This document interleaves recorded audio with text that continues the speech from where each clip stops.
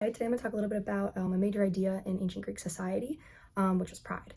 This was seen very clearly through art, stories, mythology. It's kind of all in their society and their culture.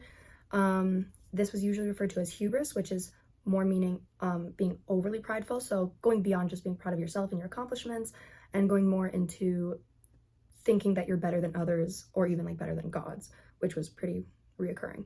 I have 4 examples of this. I have the Neobid crater and the fall of Icarus face. Those are my artifacts. And then I have Homer's Iliad and Prometheus Bound. For Homer's Iliad, I am going to be focusing in more on the first book rather than all of them, just because I feel like it has some of the more clear examples and it's pretty outrightly stated. It's a very good example of it, very good representation. To start off, we're going to talk about the Neobid crater, which is the first of my 2 artifacts. So a crater is basically just a large vase that was filled with a mixture of wine and water during large gatherings called symposia. The Neobid crater, which was made over 2,000 years ago, sometime around like 460 to 450 BCE, is now in the Louvre Museum in Paris, but it was originally found in Italy. So this vase has the story of Niobe on it, who was a mortal woman. It's painted on it. She had 12 kids, an even mixture of sons and daughters, and she lived in Thebes. She would brag a lot about her kids. She was very proud of them. But this bordered into hubris because she would brag about basically being more fertile than the goddess Leto, who was the goddess of motherhood, childbirth, and modesty. To punish Niobe for these displays, Apollo and Artemis, who were Leto's kids, killed all of her sons and daughters. Apollo killing all of her sons and Artemis killing all of her daughters. After this, Niobe went home and was turned to stone on Mount Sipylus. So obviously this story kind of serves as like a very extreme example of what can happen if you're overly prideful, if you show too much hubris, and obviously didn't end well for Niobe, so this was supposed to be kind of a warning against that. My next artifact is the fall of Icarus vase, which is a red figure vase. Right here. Gorgeous, beautiful. Okay, moving on. So painted on this vase is the story of Icarus. So the way that it basically goes is starts off with Daedalus and Icarus are imprisoned together. Daedalus is Icarus's father. They're trying to think of a way to escape, right? So Daedalus is like, hey, I'm gonna make some wings. He crafts some wings out of wax and feathers, and Icarus flies them out of the prison. And Daedalus is like, don't fly too close to the sun. The wings will melt and we will fall. But Icarus, being a little overly confident, a little prideful, thinking he knows better than his dad, flies close to the sun.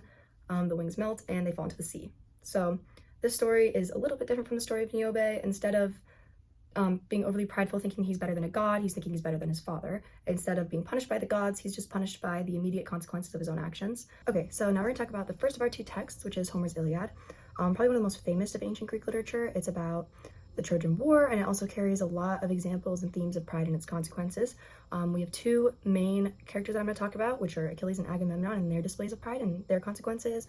Both of these have like kind of 2 different things. Like there's like godly consequences for Agamemnon, and there's just like consequences of actions for Achilles. I'm going to start off with Achilles, who is one of the greatest warriors from ancient Greece. He gets into a pretty big argument with Agamemnon, who's the leader of the Greek army. Achilles feels pretty insulted when Agamemnon takes his prize, who is a woman named Briseis. His ego's pretty bruised by this, and he refuses to fight in the war. Which, obviously very selfish choice, not very thought through, pretty big result of just his pride and all that. So this display of pride results in the Greeks losing the war.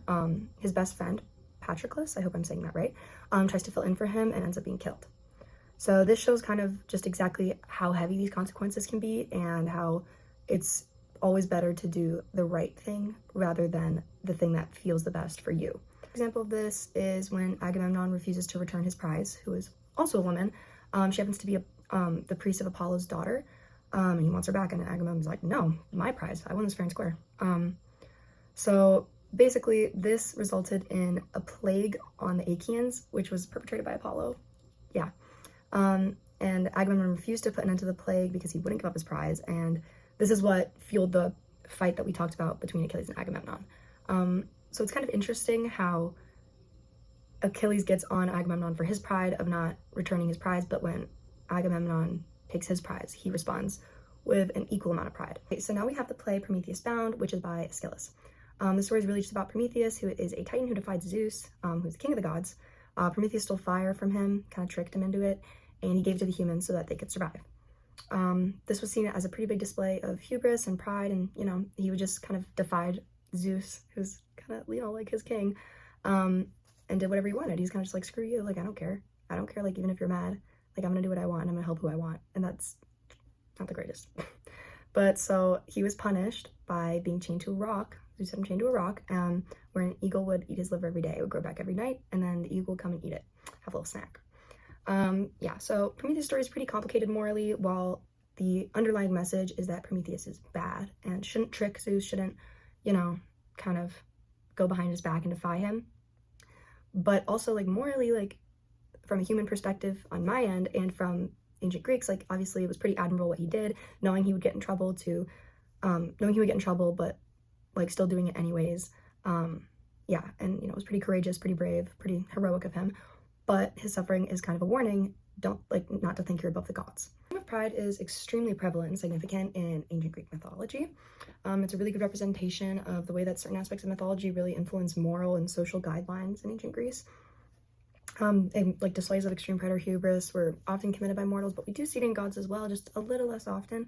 And usually those situations end up being a lot more extreme, I feel. Yeah, and displays of this were typically punishable by the gods, but we do see a lot of people just face the immediate consequences of their own actions. Agamemnon and Niobe and Prometheus all punished by the gods, but then we see like Icarus and Achilles, who it was just the consequences of their own pride and actions that ended up, kind of showing them not to act that way. Yeah, so even though these stories are super, super old, their lessons still really matter, and it's interesting to see how they could have set moral and social guidelines for ancient Greeks, and it's pretty understandable because I feel like if I heard these stories growing up thinking these were my gods, I would have been like, and I would have never shown pride or hubris, ever.